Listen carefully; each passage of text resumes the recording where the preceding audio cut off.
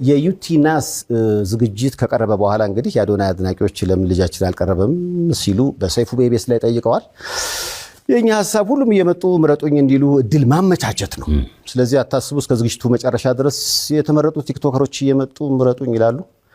በነገራችን ላይ አዶናይን እንዲመጣ ግብዣ ቀርቦለታል። መጥቶ የምረጡኝ ቅስቀሳ ማድረግ ይችላል። ሴፊሻ ለምን አንተ ሾው መቅረብ እንደማልፈልግ በግልጽና በክብር ላስረዳ ፈልጋለሁ። አንደኛ ነገር በአካል ይህ ጥያቄ ለመጠየቅ መጀመሪያ ሰላምታ ስልክ አንደኛ በክብር አላወራኝም፣ ችላ ብላኛል። it's okay maybe busy ሆነ ሊሆን ይችላል ወይም ሌላ ሐሳብ ኖሮ ሊሆን ይችላል። በጥሩ ነገር ምን ወሰደው። ሁለተኛ ጊዜ ከመኪና ወርጄ መኪና ውስጥ ነበር ካንተም አክብሬ መጥቼ ሴፊሻ እንዴት ነህ ሰላም ነው ወይ ብዬ ጠይቄ ዲቻ ቦይስ የሚባሉ ልጆች አሉ ከኔ ጋር ናቸውና ወደ አንተ ኢንተርቪው ቀርቤ እነሱ ሰው እንዲያውቃቸው ፈልጋለሁ ትንሽ ድጋፍ እንዲያገኙ ብዬ ጠይቄ ነበረ። የሰጠኸኝ መልስ ዝም ብለህ ነበር ያለፍከኝ። ኦኬ ችግር የለውም። ሶስተኛ ጊዜ ማናጀርህ ስልኬን ከሌላ ኢንፍሉዌንሰር ጠየቀ። ከዛ ያ ኢንፍሉዌንሰር ደግሞ እኔ ጋር ደወለልኝና ማናጀር እየፈለገ ነው የሴፉ አለኝ። ኦኬ ለምን እጠብቃለሁ እስከሚደውል ራሴ ወዲያውኑ ደውላለሁ። ደወልኩኝ።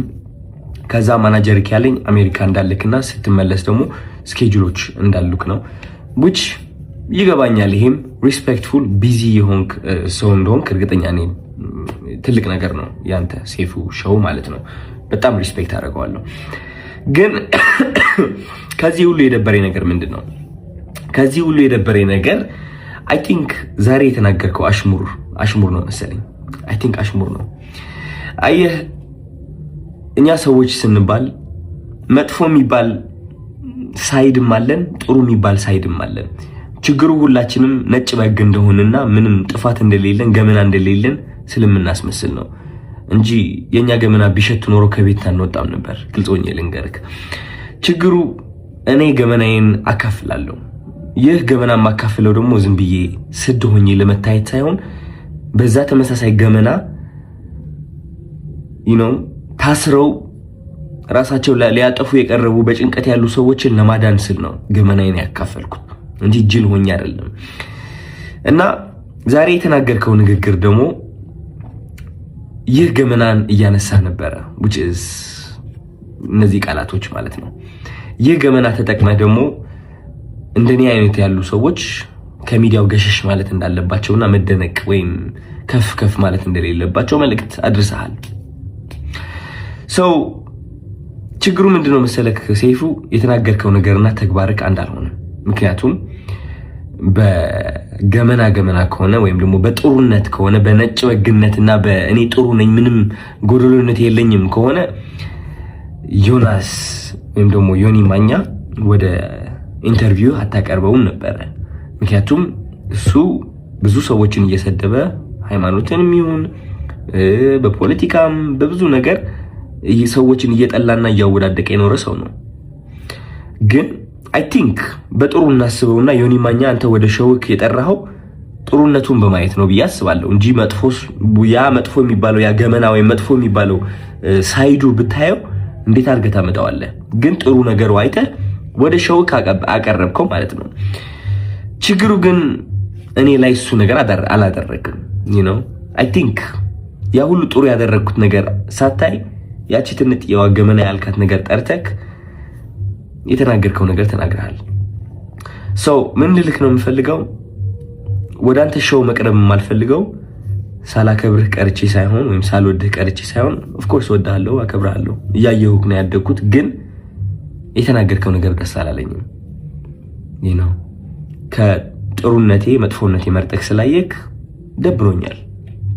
አይ ሚን ያንተ ምርጫ ነው። ኦፍ ኮርስ ሰይፉ ሁለት ሳይድ አለው። ብዙ ሰው ያንተ መጥፎ ሳይድ ሊያይ ይችላል፣ ብዙ ሰው ደግሞ ያንተ ጥሩ ሳይድ ሊያይ ይችላል።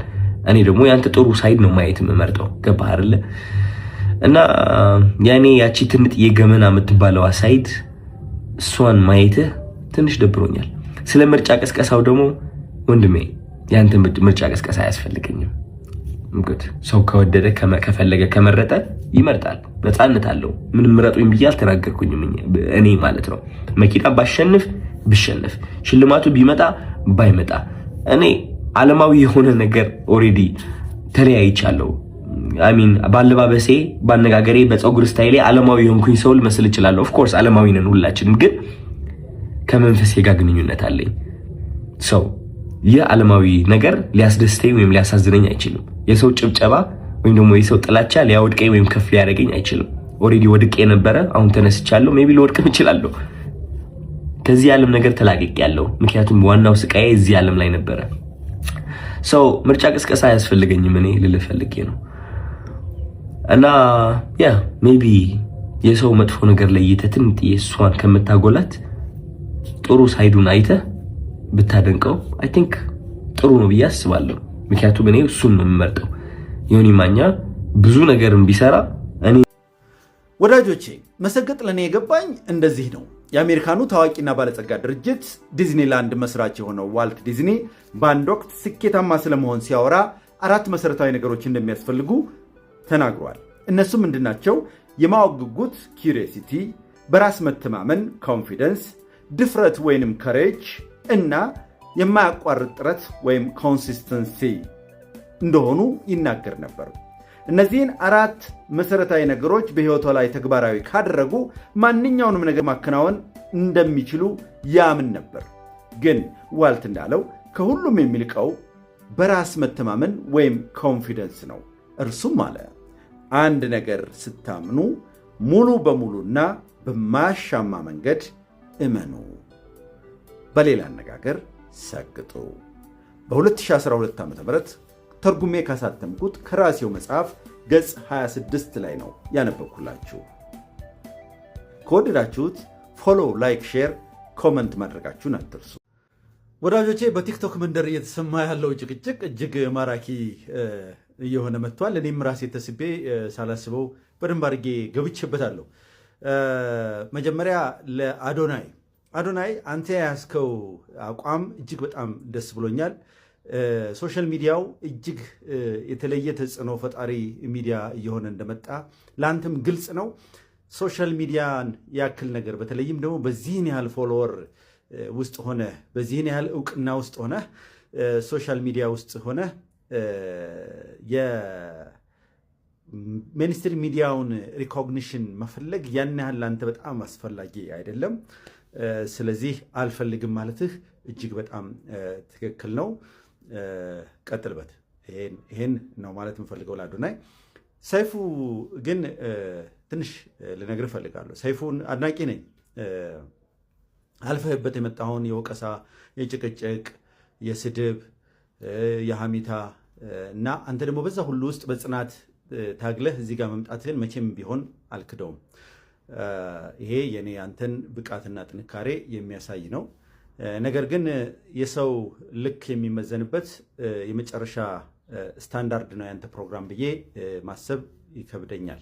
ምክንያቱም ምን አይነት ትርጉም ይሰጣል መሰለህ? አንተ አሁን ጭቅጭቁም ላይ እንደተመለከትኩት አንተ የምታቀርባቸው ሰዎች በቃ የተለዩ ምርጥና ምንም ኃጢአት የሌለባቸው ጻድቃን፣ በሌላ ወገን ደግሞ አንተ የማታቀርባቸውና አንተ የማትጋብዛቸው ሰዎች ደግሞ ምንም አይነት ስራ ያልሰሩ፣ አስተዋጽኦ ያላደረጉ፣ በዛ ላይ እንደገና ደግሞ ኃጢአትና ጉድፍ ያለባቸው አይነት ነገር ሊያስመስል ይችላል። ስለዚህ ሰይፉ የአንተ ፕሮግራም የሰው የሚመዘንበት ወይም የሚለካበት ስታንዳርድ አይደለም። እሱ ነው። ሌላው አንድ ልብ ልትለው የሚገባ የነበረው ነገር ምንድን ነው? ይሄ ልጅ ንስሐ ነው የገባው። ከዚህ በፊት አድርጎት የነበረውንና የነበረበትን ነገር በደንብ አሳይቶናል።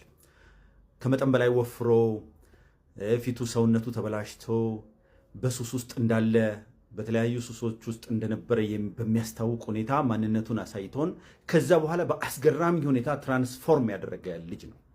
ማንም ሰው ችግሩን ታቅፎ የተቀመጠ ወይንም ችግሩን ደብቆ የተቀመጠ ነው ጥፋተኛ እንጂ ችግሩን ተናግሮ ችግሩን ተናዞ ኮንፌስ አድርጎ ንስሐ ገብቶ ከዚያ በኋላ በዚህ መንገድ አስተካክየዋለሁ የሚል ሰው አያስተምርም ብሎ መደምደም እጅግ በጣም በጣም በጣም የተሳሳተ አስተሳሰብ ነው።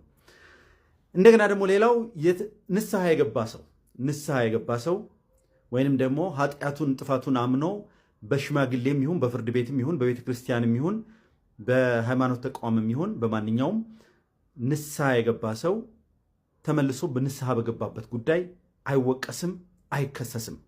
ይሄ በሕግም በሞራልም የሌለ ነገር ነው። አንድ ሰው አምኖ በራሱ ጊዜ ማንም ሳያስገድደው ኃጢአቱን ተናግሮ ተናዞ አጥፍቼ ነበር፣ በዚህ መንገድ ውስጥ ነበር ያለሁት፣ አሁን ግን ተለውጬ በዚህኛው መንገድ ውስጥ ነኝ ካለ ለምንድን ነው የሚወቀሰው ወይም ለጥፋተኛ የሚቆጠረው?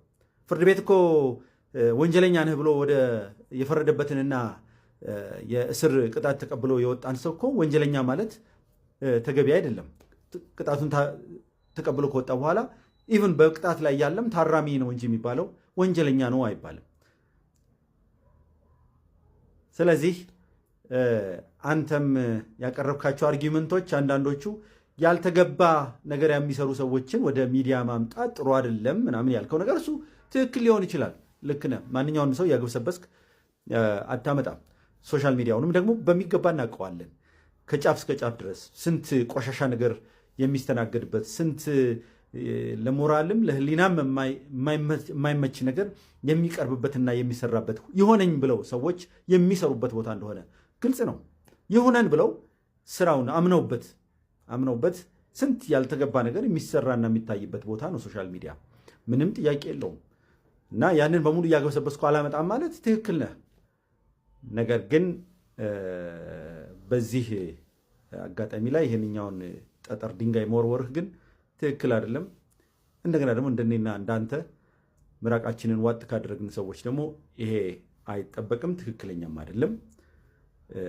ሌላ የምታስተካክልበት መንገድ ካለህ ያንን መንገድ ብትፈልግ ጥሩ ነው። አመሰግናለሁ። ለመጀመሪያ ጊዜ ነው ሰይፉ ሾው ላይ ቀርቦ ነው ያሳየው። ከዚህ በፊት ሶሻል ሚዲያ ላይ ሰዎች ፊቱን አያውቁም ነበረ። አክቹአሊ እኔ ከዚህ በፊት ፊቱን አውቀው ነበረ። ሰዎች አሳይቶኝ ነበረ። መልእክተኛው የሚባለው ይሄ ነው ብለውኝ አሳይቶኝ ነበረ። ለኔ ብዙም አዲስ አልነበረም ፊቱ። ነገር ግን አሁን ላይ ሶሻል ሚዲያ ላይ ይሄ ነገር በመውጣቱ በጣም ብዙ ሰዎች ደስም ያላቸው ሰዎች አሉ። አንዳንዶች እንደውም አፍቅረውታል ጭምር። ያው እንደተለመደው አንድ ሰው ፊቱን ሲያሳይ ቁንጅና በጣም ቆንጆ ነው ምናምን የሚባለው ነገር አለ። እሱ መልእክተኛው ላይ እየሆነ ነው ያለው።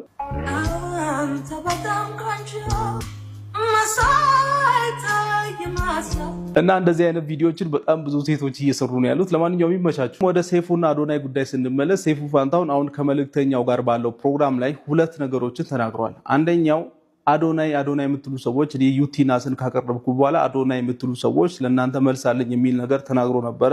ያንን እስቲ መጀመሪያ ላሰማችሁና ቀጣይ ደግሞ የተናገረውን ነገር አሰማችኋል። የዩቲናስ ዝግጅት ከቀረበ በኋላ እንግዲህ የአዶናይ አድናቂዎች ለምን ልጃችን አልቀረበም ሲሉ በሰይፉ ቤቤስ ላይ ጠይቀዋል። የኛ ሀሳብ ሁሉም እየመጡ ምረጡኝ እንዲሉ እድል ማመቻቸት ነው። ስለዚህ አታስቡ፣ እስከ ዝግጅቱ መጨረሻ ድረስ የተመረጡ ቲክቶከሮች እየመጡ ምረጡኝ ይላሉ። በነገራችን ላይ አዶናይ እንዲመጣ ግብዣ ቀርቦለታል። መጥቶ የምረጡኝ እንቅስቃሴ ማድረግ ይችላል። እኛ ዩቲን ያቀረብነው በምስራቅ አፍሪካ ስለታጨች እንጂ ይሄ ቤት የሁሉም ቤት ነው አይደል? ዩቲናስን ቀድበን ያቀረብንበት ምክንያት በምስራቅ አፍሪካም ስለታጨች ነው። ሰዎች የምረጡኝ እንቅስቃሴ ማድረግ ይችላሉ፣ ይሄ የሁሉም ቤት ነው የሚል ነገር ተናግሯል። እኔ አክቹአሊ እንደ ኢትዮጵያዊ የሚሰማኝ ነገር ምንድነው መሰላችሁ? እኛ እርስ በርስ ከምንፎካከር እንደውም አሉ የተባሉ እኛ ሀገር ያሉ ኮንቴንት ክሬተሮች ውጭ ሀገር ካሉ ረጅም ርቀት እንደ አጠቃላይ እንደ ምስራቅ አፍሪካ ብቻ ሳይሆን እንደ አጠቃላይ እንደ አፍሪካ ወይ እንደ ዓለም ኮንቴንት ክሬተር ተብሎ ቢወዳደሩና ከሌሎች ጋር ብንወዳደር ነው የሚያምርብን ብዬ ነው የማስበው። እርስ በርስ መፎካከር፣ እርስ በርስ መወዳደር ብዙም ባላደገ የኮንቴንት ክሬሽን ኢንዱስትሪ ውስጥ ብዙም አይጥመኝም። እኔ ለማንኛውም ጥሩ የሰሩ ሰዎችን ለማበረታታት እስከሆነ ድረስ የተሻለ ሰው ይሸለም። እዚህ ላይ ብዙም እንትን የለኝም። ግን እኛ ሀገር ኮንቴንት ክሬሽን የሚባለው ቪዲዮ መፍጠር፣ ሶሻል ሚዲያ ላይ ቪዲዮ መስራት የሚለው ነገር ገና አላደገም እና በዚህ ሁኔታ እርስ በርስ መፎካከሩ ያን ያክል ጥሩ አይደለም እና እንደምታውቁት ይሄ ነገር ደግሞ መልኩን ቀይሮ ወደ ሃይማኖት ወደ ፖለቲካ ምናምን ገብቷል። ብቻ ይሁንሽ፣ ዞሮ ዞሮ ይሁን፣ ከነ ችግራችንም እንታገሳለን፣ እንችለዋለን። ቲክቶከር ዩቲናስን ባቀረበበት ፕሮግራም ላይ ሰዎች እንዴት አዶናይን አታቀርብም የሚል ነገር እየተናገሩ ነበር። በጣም ብዙ ሰዎች በዚህ ዓመት ምርጡ ቲክቶከር አዶናይ ነው የሚሉ ሰዎች አሉ። አይ ዩቲናስ ናት፣ አይ ደግሞ ሌላ ሰው ነው የሚሉ ሰዎች አሉ። ግን በዋነኝነት ቲክቶከር ዩቲናስና ቲክቶከር አዶናይ መካከል ነው በጣም ብዙ ሰዎች እየመረጡ ያሉትና የተፎካከረው ያሉት። ለማንኛውም አዶናይ ለምን አላቀረብኩም የሚል ነገር ሲናገሩ፣ ቲክቶክ ላይ ያሉ ሰዎች ደግሞ ሰይፉ ራሱ መጥቶ አዶናይ ጋር ይቅረብም የሚሉ ሰዎች አሉ ኮሜንት ላይ። ብቻ በጣም የሚገርም ነው። ከዛ በኋላ ግን እቺ ንግግር አይደለችም አዶናይ መልስ እንዲሰጥ ያደረገችው። እናም ደግሞ ሌላ ውዝግብ እንዲፈጠር ያደረገችው እቺ አዶናይ ተጋብዟል ዩቲናስን ያቀረብነው ለኢስት አፍሪካም ስለተወዳደረች የምትለው አይደለች። ከመልእክተኛው ጋር በሚያወራበት ጊዜ ሰይፉ የተናገራት የሆነች ነገር አለች። ያቺን ወስዶ ነው እንግዲህ አዶናይም ለዚህ ጉዳይ መልስ የሰጠው። ምን ብሎ ነው የተናገረው? እስቲ ሰምተናት እንመለስ ያቺን ንግግር። እንግዲህ ቲክቶክ ላይ ጥሩ የሚሰሩትን ሰዎች መሸለም ጥሩነቱ ምንድነው? ጥሩ የሚሰሩ ሰዎች ይበረታታሉ። አሁን አይተ እንደሆነ ከጾታ አንጻር ወይ ደግሞ ከንግግር አንጻር ነውር ጌጥ የሆነበት ሰዎች ስለሚናገሩት ነገር የማያስቡበት ወይም ደግሞ አካላቸውን ለገበያ በሚመስል መንገድ የሚያቀርቡበት ነገን ታሳቢ ያላረገ አንዳንዶቹ በጣም ያሳዝኑኛል። ምክንያቱም እነዛ ሰዎች ዛሬ ላይ ቆሞ ነጋቸው ምን ሊሆን እንደሚችል አልገመቱም። ነገ የምትሰደብበትን፣ ነገ የምትወቀስበትን፣ ከትልቅ ማዕረግ የምታንስበትን መጥፎ ነገር ዛሬ ላይ ማድረግ ማለት ነው። እነዛን እንግዲህ ገሸሽ እያደረግን እንደናንተ አይነት ጥሩ የሚሰሩትን ደግሞ ወደፊት ስናመጣ በስነ ምግባር ጥሩ የሆኑ ሰዎች እናፈራለን። አለበለዚያ በአነጋገር በድርጊት በብዙ ነገር የተወላገደውን ሰውዬ ጀግና ያልነው ቀን ከታች የሚመጣው ሰው ጀግንነት ወይም ደግሞ የጀግንነት መመዘኛው የሚመስለው እሱ ነው። ስለዚህ አነጋገሩም ስነ ምግባሩም በነውር ማጌጥ ይጀምራል። ያኔ ትውልድ ይበላሻል። እንደኛ ግን ቲክቶክ ላይ ጥሩ በመስራት እንደናንተ እንዲበዙልን ስለምንፈልግ በእኛ በኩል እኛ ኢንዶርስ አድርገነዋል። ባላደራው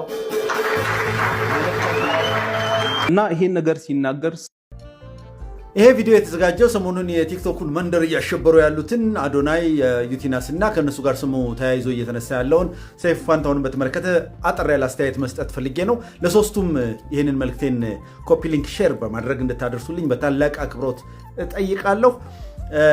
ለእነሱ ልካቸው ነግራችኋለሁ። እውነቱን ለመናገር ሰይፉ ፋንታሁን ዩቲናስን ኢንተርቪው አድርጓታል። ምናልባትም በሱ ኢንተርቪው ምክንያት የተወሰኑ ቮቶችን አግኝታ ሊሆን ይችላል። ይሄ መልካም ነገር ነው። ጥሩ ነው። ጥሩ አድርጋለች። የአዶናይ ደጋፊዎች ደግሞ በሌላ ወገን እንዴት ሰይፉ ፋንታሁን ዩቲናስን ኢንተርቪው አድርጎ ለምን አዶናይና ኢንተርቪው አላደረገም የሚል ትልቅ ቁጣ ተቀስቅሶ እንደነበረ ከራሱ የቲክቶኩ መንደር የሚያሳየው ነገር ነው። እየነደደ ያለውን እሳት ማለት ነው። እዚህ ላይ አንዳንድ ነገር ማለት ፈልጋለሁ። እኛ ሀገር ላይ እንደሌላው ዓለም አይደለም። ቴክኖሎጂ በሚመጣበት አዲስ ቴክኖሎጂ በሚመጣበት ጊዜ ያለው ባህሪ በሌሎች ዓለሞች ላይ ያለው አይነት አይደለም ያለው። አንድ አሮጌ ቴክኖሎጂ አዲስ ቴክኖሎጂ በሚመጣበት ጊዜ ሙሉ ለሙሉ አሮጌው ቴክኖሎጂ ወድቆ አዲስ ቴክኖሎጂ ነው የሚተካው፣ በኢትዮጵያ ኮንቴክስት ማለት ነው። በሌላ ዓለም ላይ ደግሞ ከዚህ የተለየ ነው። ነባሩ ቴክኖሎጂ ሳይጠፋ አዲሱ ቴክኖሎጂ አብሮ ተሰናስሎ ይቀጥላል። ምክንያቱ ደግሞ እኛ አሮጌው የቀድሞ የመጣው ቴክኖሎጂ ባህላችን ሳናረገውና ከውስጣችን ሳይዋሃድ ሳንላመደው በደንብ በቅጡ አዲሱ ቴክኖሎጂ ስለሚመጣ ያ የሚመጣውን አዲስ ቴክኖሎጂ ተቀብለን አሮጌውን ወዲያውኑ ከውስጣችን እናወጣዋለን፣ እንጥለዋለን። ምሳሌ ለዚህ ለሚሆናችሁ ለምሳሌ ጋዜጣ በኢትዮጵያ ውስጥ መታተም ካቆመ በጣም ብዙ ጊዜ ሆኖታል። ነገር ግን በሌሎች ዓለሞች ላይ ስቲል እስካሁን ድረስ ጋዜጣ እየታተመ ይሰራጫል። ምክንያቱም ጋዜጣ ማንበብን ውስጣቸው ያደረጉ ባህላቸው ያደረጉ ሰዎች ስላሉ ለነሱን ተደራሽ ለማድረግ ተብሎ ጋዜጣ ይታተማል፣ ይሰራልም ማለት ነው ስራው። ስለዚህ ወደኛ ሀገር ስትመጡ አሁን የሜንስትሪም ሚዲያው በሶሻል ሚዲያው እየተጠናከረ መምጣት ምክንያት በጣም እየተዳከመን ያለ መሆኑ በግልጽ ይታያል። ሜንስትሪም ሚዲያው አሁን ያለው በሶሻል ሚዲያው ላይ ተንጠልጥሎ ነው ያለው። በሶሻል ሚዲያ ላይ ዜናውን፣ ዘገባውን የማያቀርብ ድራማውን የማያሳይ ሚዲያ ወይም የማያስደምጥ ሚዲያ የለም። ስለዚህ አሁን የሶሻል ሚዲያው ሜንስትሪም ሚዲያውን በጣም ተጽዕኖ እየፈጠረበት እንደሆነ በግልጽ ይታያል። ስለዚህ እናንተ በተለይ ደግሞ ዩቲናስ እና አዶናይ የሶሻል ሚዲያን በተለይም ደግሞ የቲክቶክን ተጽዕኖ ፈጣሪነት፣ ታላቅ ተጽዕኖ ፈጣሪነት በቅጡ ትረዳላችሁ ብዬ አስባለሁ። ስለዚህ ሜንስትሪም ሚዲያው ላይ ሄደን ለምን ሜንስትሪም ሚዲያው ላይ አልተዘገበልንም ብላችሁ ያን ያህል መበሳጨትና መናደድ የለባችሁም። ተጽዕኖውም ያን ያህል የከፋ ይሆናል ብዬም አላስብም። በእርግጥ ሰይፉ ፋንታሁን ከ20ና 25 ዓመታት በላይ በሜንስትሪም ሚዲያው ላይ ልክ የአዶናይን አይነት ሰግጥ ባይልም ፍልስፍና እየተከተለ ዛሬ ላይ አድርሷል። ሰይፉ ፋንታሁን የአዶናይን አይነት ተመሳሳይ ፍልስፍና እንደሚከተል የሚያሳዩ በጣም ብዙ ምልክቶች አሉ። ሰይፉ ስራውን ከጀመረበት ጊዜ ጀምሮ የሚነሱበትን በተለያየ አቅጣጫ የሚመጡበትን ወቀሳዎች፣ ነቀፋዎች፣ ስድቦች፣ ሐሜቶችና የተለያዩ ስራውን ትቶ እንዲሄድ እንዳይቀጥል የሚያደርጉ ሁኔታዎችን ተቋቁሞ እስከ መጨረሻ ድረስ ለዚህ ሁሉ ዘመን የዘለቀ በጣም ትልቅ ተጽዕኖ ፈጣሪ ኢትዮጵያዊ ነው ብለን ማለት እንችላለን። ሰይፉ ፋንታሁን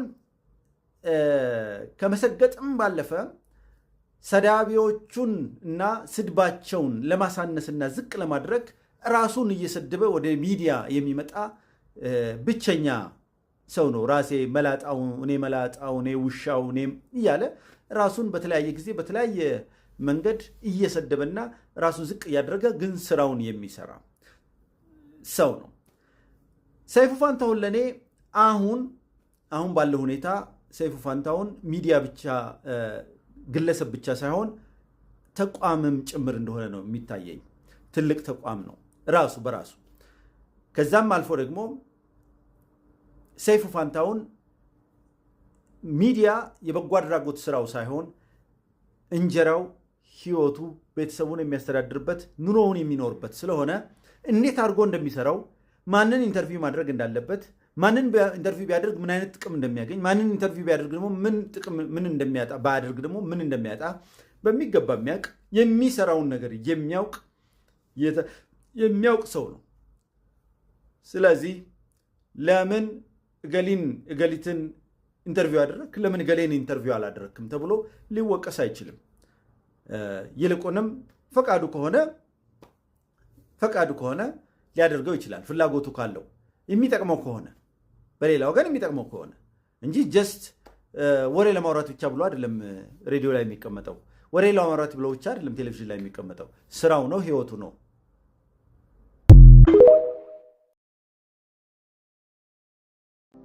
ዛሬ አንድ ገራሚ ጥያቄ ተጠየቅኩ።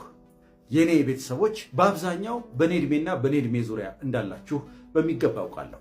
ጥያቄውን ከዚህ ቀጥሎ ልንገራችሁ። ታለንት አላቸው፣ እውቀት አላቸው፣ የሚዲያ ግንዛቤው አላቸው ብለን የምንላቸው ሚዲያ ላይ ያሉ ሰዎች ለምንድን ነው ወደ ሶሻል ሚዲያ የማይመጡት? በብዛት ሶሻል ሚዲያ ላይ አናያቸውም። ቢመጡም ደግሞ ብዙ አይሳካላቸውም። ለምንድን ነው ብለዋል። የዚህን መሰረታዊ ችግር ባጭሩ ነግራችኋለሁ። ብዙዎቻችን የምንሰራው ትልቅ ስህተት አለ። ራሳችንን ሳንሱር እናደርጋለን። ከሚገባው በላይ በተጨነቀ ፕሮፌሽናል በሆነ መንገድ ሀሳባችንን ለመግለጽ ቃላት እንመርጣለን፣ ጊዜ እንመርጣለን፣ ሁኔታዎችን እንመርጣለን። መናገር የሌለብንን ነገር አንናገርም። ብዙ የምንጠብቃቸው ነገሮች አሉ። ይህንን አይነቱን ነገር ደግሞ ሶሻል ሚዲያ ብዙ አያበረታታም። አንዱ መሰረታዊ ችግር ይሄ ነው። ሁለተኛው ድሮ በሜንስትሪም ሚዲያ ላይ በጣም በርካታ ሰዎች ሚዲያውን የመቀላቀል ፍላጎት ቢኖረንም ነገር ግን የሚዲያው በር እጅግ በጣም ጠባብ ነበር። እኛ ወጣቶች በነበርንበት ሰዓት የተለያዩ ግጥሞችን እየጻፍን፣ መነባንቦችን እየጻፍን፣ ሾርት ስቶሪዎችን እየጻፍን ወደ ለገዳዴ ሬዲዮ ጣቢያ፣ ወደ ኢትዮጵያ ሬዲዮ እንሄዳለን። ውስን ነበሩ ሚዲያዎቹ፣ በተለይ ሬዲዮ ጣቢያዎቹ። ፍላጎቱ ስለነበረን ሚዲያው ላይ የመስራት ትምህርት ቤት ሚኒ ሚዲያ ላይ ከመወራጨት ያለፈ እርምጃ ለመራመድ ፍላጎት ስለነበረን ወደየሚዲያዎቹ የተለያዩ የጽሁፍ ስራዎቻችንን ይዘን እንሄዳለን። ከስንት አንዳችንን የፈለገ ምርጥ ስራ ሰርተን ብንሄድ ያ ስራችን ፒክ ተደርጎ ሚዲያ ላይ እንዲቀርብልን የሚደረገው። ምክንያቱም ሚዲያው በጣም ጠባብ ነው። ጥቂት ሰዎችን ይዟል፣ አስተናግዷል። ከህያጁ መሄድ ከሚፈልገው ሰው ብዛት አንጻር ደግሞ ቦታው በቂ አይደለም። ስለዚህ በጣም የተወሰኑ ሰዎች ብቻ ተመርጠው ሚዲያው ላይ ይገባሉ። በጣም ከፍተኛ ዝናና ክብር ያገኛሉ። ጋዜጠኛ የሚባል በዛን ዘመን በጣም ትልቅ ክብር ነበረው። ያሁን ብዙ አላቅም። በዛ ዘመን ጋዜጠኛን ማግኝቶ መንገድ ላይ ማናገር፣ ሰላም ማለት በጣም ትልቅ ጥሩ ስሜት የሚሰጥ ነበረ። ስለዚህ እነኛ ሰዎች ተከብረው ይኖሩ ነበር። ነገር ግን ገቢ ነበራቸው ወይ ጥቅም ነበራቸው ወይ ብትሉኝ የላቸውም፣ አልነበራቸውም። ብዙዎቹ በደሞዝ ብቻ የሚኖሩ ብዙዎቹም ደግሞ በዝቅተኛ የኑሮ ደረጃ ላይ ኖረው ያለፉ ሰዎች ናቸው። እጅግ የተከበሩ የምንላቸው ታዋቂ ጋዜጠኞች፣ የሚዲያ ሰዎች። ዛሬ ግን ሶሻል ሚዲያው የተለየ መንገድ ነው ይዞ የመጣው። እጅግ በጣም ብዙ አማራጮችን ሰጠ። እንደገናም ደግሞ ብዙ ታለንቶች በየቤቱ የተደበቁ በፊት ወደ ሚዲያው ለመምጣት ፍላጎት ኖራቸው ግን ያልቻሉ የተደበቁ ታለንቶችንና ስኪሎችን አወጣ። ስለዚህ ችሎታ ያላቸው ልጆች ያለምንም ከልካይ ያለምንም ሳንሱርሺፕ በቀጥታ ወደ ሚዲያው ገቡ። ድሮኛ ባንገራ ኖሮ አሁን ያለንበትን ሁኔታ ልናገኘው አንችልም ነበር። በብዙ ኩርኩም ነው። እንዴት እንደዚህ ትላለህ? ይህንን ቃል አትጠቀም፣ ይህን ቃል ከምትጠቀም ይህንኛውን ቃል ተጠቀም እየተባልን ከልጅነታችን እየተኮረኮምን በሚዲያው ውስጥ ስላደግን ቃላቶቻችንን እንመርጣለን ማለት እናበዛለን። የሶሻል ሚዲያ ልጆች ግን በጣም በቀልጥፍና በንቃት ወጣቶች ናቸው። ዘመኑ የሰጣቸውን እድል፣ ጊዜያቸው የሰጣቸውን እድል እየተጠቀሙበት ነው ያለው። ኢቭን ሶሻል ሚዲያ ደግሞ የመናገር ነፃነቱን፣ የመስራት ነፃነቱን ያለምንም ከልካይ፣ ያለምንም ገደብ፣ ያለምንም ወጪ፣ ያለምንም ተጨማሪ ክፍያ የመስራቱን እድል ከመስጠቱ ባሻገር ለብዙ ሰዎች ደግሞ የገንዘብ እድልም የገቢ ማግኛ ምንጭም ሆኖ እያገለገለ ነው። ስለዚህ ይሄ ሁለቱ ነገር በጣም እጅግ በጣም የተለያየ ከመሆኑ የተነሳ አሁን ወደ ሶሻል ሚዲያ መምጣት የሚፈልጉ የሚዲያ ባልደረቦቼን ቀደም ሲል ትልልቅ ሚዲያ ላይ ሲሰሩ የነበሩ ግን ታለንት ያላቸው ችሎታ ያላቸው ልጆችን፣ ወጣቶችን፣ ትልልቅ ሰዎችን እኔ የምላቸው ነገር ምንድነው? በተቻለ መጠን መጀመሪያ ወደ ሶሻል ሚዲያ ስትመጡ ሳንሶርሺፑን ቀንሱት። ምንድነው መረን ሆናችሁ የማይሆን ነገር የማይረባ ነገር ተናገሩ ብዬ አይደለም ያልኩት። ሳንሶርሺፑን ግን በራሳችሁ ላይ የምታደርጉት ሳንሶርሺፕ ቀንሱት፣ አረጋጉት፣ ትንሽ ወረድ አድርጉትና ሰው እንዲሸት ማድረግ ከቻላችሁ ያድጋል። ፎሎ፣ ላይክ፣ ሼር፣ ኮሜንት ማድረጋችሁን አትርሱ። ፎሎ አድርጉኝ። ወደፊት በጣም በርካታ ነገሮች ላይ ሰፋፊ ጉዳዮችን ይዤ እመጣለሁ ወደ እናንተ። ፎሎ አድርጉኝ። አብሬያችሁ ለመስራት አብሬያችሁ ለማደግ ትልቁ ሰውዬ ቲክቶከር ብላችሁ እንድትሉኝ እፈልጋለሁ። አመሰግናለሁ። ወዳጆቼ ዛሬ ደግሞ ከመጽሐፌ ላይ አንዲት አጭር ታሪክ ላንብብላችሁና ዛሬ ልነግራችሁ ያሰብኩትን ሐሳብ ቀጥዬ አጫውታችኋለሁ። ከረጅም ጊዜ በፊት በአትሌቲክስ ውድድሮች ውስጥ የመካፈልን ያህል ምንም ነገር የማያስደስተው ትንሽ ልጅ ነበር። ጠንካራና ብቁ በመሆኑ ምክንያት ብዙ ጊዜ እያሸነፈ በዙሪያው ካሉ የመንደሩ ሰዎች የተቀበለውን ከፍተኛ አድናቆት በመውደድ አደገ። አንድ ቀን ሁለት ወጣቶችን ከአንዱ የከተማ ጥግ ወደ ሌላው ጥግ ውድድር ገጠማቸው። የመንደሩ ነዋሪዎች ሁሉም ለመመልከት ተሰልፈዋል። ልጁ አሸነፈ። የከተማዋ ሰዎችም በጣም በደስታ ጮሁ። ሌላ ውድድር! ብላቴናው የበለጠ አድናቆት ለማግኘት በመስገብገብ ጠየቀ። ሌላ ማን ሊወዳደረኝ ይችላል? ሁለት ተጨማሪ ወጣቶች መጡ። እናም እንደገና ልጁ ያለምንም ችግር አሸነፈ። ምንም እንኳን ከበፊቱ በጥቂቱ ያነሰ ቢሆንም የመንደሩ ነዋሪዎች ደስታቸውንና አድናቆታቸውን ሲገልጹ ልጁ በኩራት ሳቀ። ሌላ ማን ሊገጥመኝ ይፈልጋል? ልጁም አለ። እንዴት ነው ሁላችሁም ፈራችሁ? አንዲት አዛውንት ሴት ውድድሮቹን እየተመለከተች ሳለች በልጁ እብሪት በጣም ተናደደች። ስለዚህ ሁለት አዛውንቶችን እንዲወዳደሩት ጠቆመች። አዛውንቶቹ ውድድር ወደሚጀመርበት መስመር ለመሄድ ያቅማሙ ቢመስሉም ለመወዳደር ግን ፈቃደኞች ነበሩ። ይሄ ምንድን ነው? ልጁ ግራ ተጋባ። ሁለት እርምጃ ለመራመድ የሚቸግራቸውን አዛውንቶች በማሸነፍ የተመኘውን አድናቆትና ጭብጨባ እንዴት ሊያገኝ ይችላል? አዛውንቷ ሴት ወደ እርሱ ተጠግታ በጆሮው በሹክሹክታ ለዚህ ውድድር ጭብጨባ ትፈልጋለህ? ልጁ እንዴታ ሲል ሴቲቱ በል እንግዲያውስ ከአዛውንቶቹ ጋር አንድ ላይ ጨርስ አለች። በቃ አብረህ ጨርስ። እንደተነገረው አድርጎ ሦስቱም ጎን ለጎን ሆነው ወደ መጨረሻው መስመር ሲደርሱ በሕይወቱ ደማቁን ጭብጨባና አድናቆት ለማግኘት ቻለ። ልነግራቸው የፈለኩት ነገር ምንድን ነው? እውነቱን ለመናገር ሶሻል ሚዲያን በተመለከተ ከወጣቶቹና በጣም ታናናሽ ከሆኑት ልጆች አንማርም ብሎ ማለት እብሪት ይመስለኛል። በእኔ በኩል ልጆቹ ጥሩ ስራ እየሰሩ ናቸው። በከፍተኛ ሁኔታ ሚዲያውን በተለይ ማህበራዊ ሚዲያውን እያነቃነቁት እንደሆነ በግልጽ ለማየት ይቻላል። ስለዚህ የአዶናይ ደጋፊ ነኝ ወይንም የአዶናይ ተከታይ ነኝ ብዬ ብል መቼም ሰዎች እንዴ የዚህን ታናሽ ልጅ እንዴት አድርጎ ነው የሚከተለው? እሱ የትናንትና ልጅ፣ ይሄኛው ደግሞ በስንት ነገር ውስጥ አልፍ ያለሁ የሚል ትልቅ ሰው ብላችሁ እንደማትሉኝ ተስፋ አድርጋለሁ። ስለዚህ ይህን መልእክቴን ለአዶናይ አድርሱልኝና አዶናይ ምን እንደሚል መስማት ትፈልጋለሁ። ፎሎ፣ ላይክ፣ ሼር፣ ኮሜንት ማድረጋችሁን አትርሱ። በተለይ ደግሞ አዶናይ ጋር እንዲደርስ ኮፒ ሊንክ ማድረጋችሁንና እሱን ሜንሽን ማድረጋችሁንም አትርሱ። ሪፖስት አድርጉ። ከዛ በተጨማሪ ደግሞ ኮመንት ላይ እንደተለመደው ስግጥ ፍምስ ስግጥ ፍምስ ስግጥ ፍምስ ብትሉ በጣም ደስ ይለኛል። አዶናይ የተባለ ልጅ እያያችሁት በቲክቶክ ከተማ ላይ ነገሰ። ይሄ የሆነበት ምክንያት ምንድነው? አዶናይ ህይወት ያስተማረችው ልጅ ነው። በብዙ መንገድ በብዙ ፈተናዎች ውጣ ውረዶች ውስጥ ያለፈ ልጅ ነው።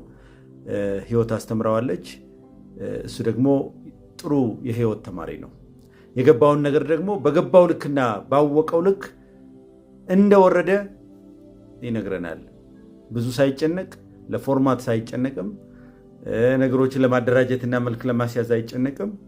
እንደወረደ ህይወት ያስተማረችውን ነገር ወደ መድረክ ይለቃል።